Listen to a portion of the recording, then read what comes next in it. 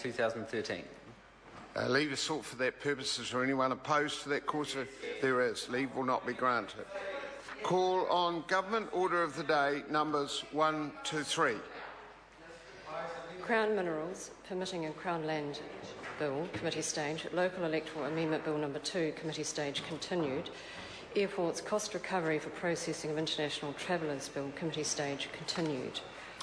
I declare the House in committee for consideration of the Crown Minerals Permitting and Crown Land Bill, the Local Electorate Amendment Bill number 2 and the Airports Cost Recovery for Processing of International Travellers Bill. Mr Chairman. Mr Speaker.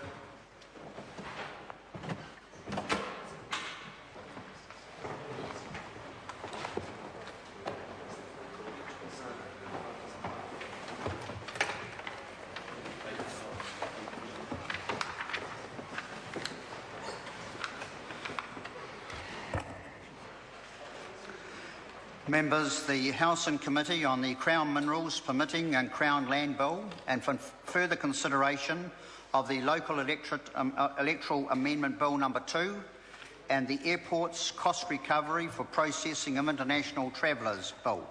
Members, we first consider the Crown Minerals Permitting and Crown Land Bill.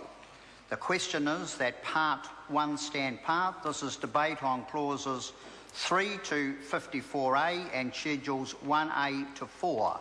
Mr Chair. Moana Maki. Thank you, Mr Chair. And what a disappointment it was that the Minister himself declined leave for this bill to go back to Select Committee so that the proper scrutiny could be applied to SOP number 205, which the Minister decided to produce on Easter Sunday, a mere couple of weeks after the committee had actually reported back to this House.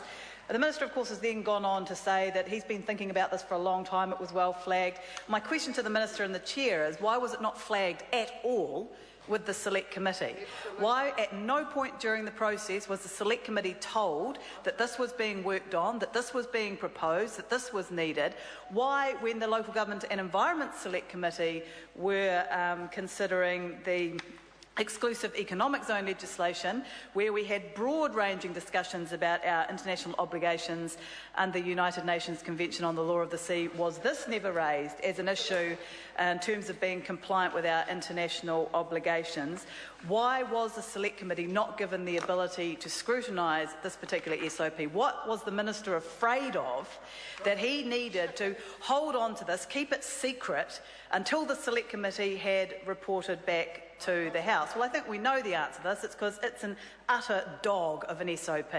There really is no other description for it. We've got this national government who has presided over the worst economic record in 51 years, who has no plan for the economy apart from oil and gas exploration and mining. That's it.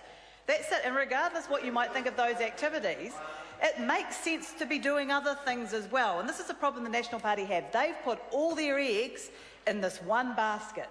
If this doesn't fly, and so far it hasn't flown in the way that they thought it would, we've had ExxonMobil pull out, we've had Petrobras pull out, we've had Apache pull out.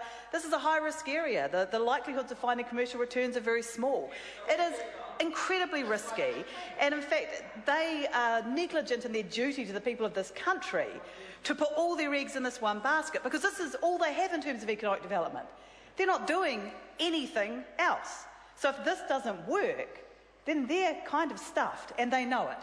So what they're doing is attempting to grease the wheels as much as they can to reduce standards, to reduce the not even the difficulties, but make it as easy as possible for these activities to go ahead regardless of the outcomes.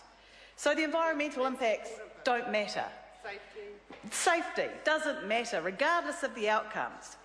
This national government is ripping the guts out of existing legislation and introducing new legislation to make it as permissive as possible a regulatory environment for these activities to go ahead. And we only have to look in our own country at what happened in terms of Pike River, overseas in terms of the Gulf of Mexico disaster, our own ability to clean up after the Rena disaster. It wasn't because of a mining activity, but oil in the water is oil in the water, and no matter where it comes from, we need to be able to deal with that. You only have to look at those risks to realise that, in fact, what we need is robust effective legislation.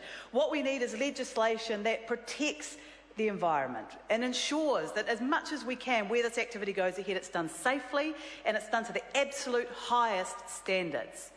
And instead, what we have in the Crown Minerals Bill is the opposite.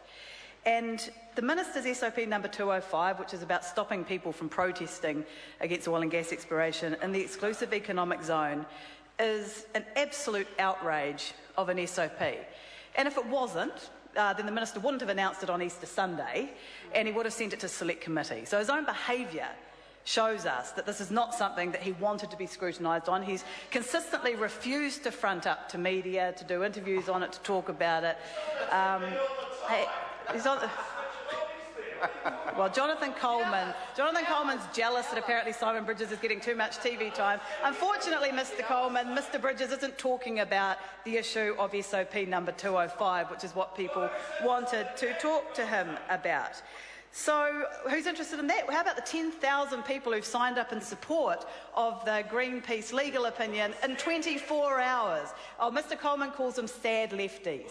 People who want to protect the right to protest are sad lefties. They're probably knuckleheads as well. Well, that shows the arrogance of this national-led government. And I see the Attorney-General, he's hovering there, ready to jump to his feet, no doubt, within some defence of Minister Bridges. But the reality is, when you look at the legal minds who've said that this is an outrage, it's clear. Mr. Chair. The Honourable Mona Mackie. Thank you. Very good decision, Mr. Chair. When you look at the legal opinion that Greenpeace produced, it is clear that at the very least, this needs to go back to Select Committee so it can have proper scrutiny. Because if this was about safety, the Minister said it's about two things. It's about safety and it's about meeting our international obligations.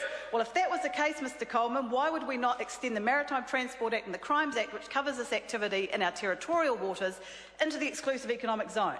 Because then it would cover all vessels and all dangerous and illegal behaviour for any reason. Oh, now he's reading something. Now he's pretending to read. I'm sorry, I won't interrupt you. I won't interrupt you while you're pretending to read, Mr. Coleman. But the reality is this only applies to protest vessels, and it only applies to protest vessels that are protesting oil and gas exploration. And yesterday, when the Minister was doorstopped by the media, he said that as much. I don't know why they're complaining that this is a breach of people's rights, because it's only protesting against oil and gas exploration we're stopping. The anti-whaling stuff can go ahead, the anti-nuclear stuff can go ahead. Well, that's actually the problem. If this is about safety, and if this is about bridging a gap in our international obligations, because apparently the Minister thinks that we're not compliant with UNCLOS. Well, actually, UNCLOS only talks about installations, it doesn't talk about vessels at all. And UNCLOS is also very, very strong on the rights of navigation. And so what the Minister is doing here with his 500-metre zones where these boats cannot go, and it's actually contrary to UNCLOS, but in reality, the national government really doesn't care about UNCLOS, otherwise they wouldn't have passed the exclusive economic zone legislation. So we know that that's just a smokescreen. But a very simple question, Minister.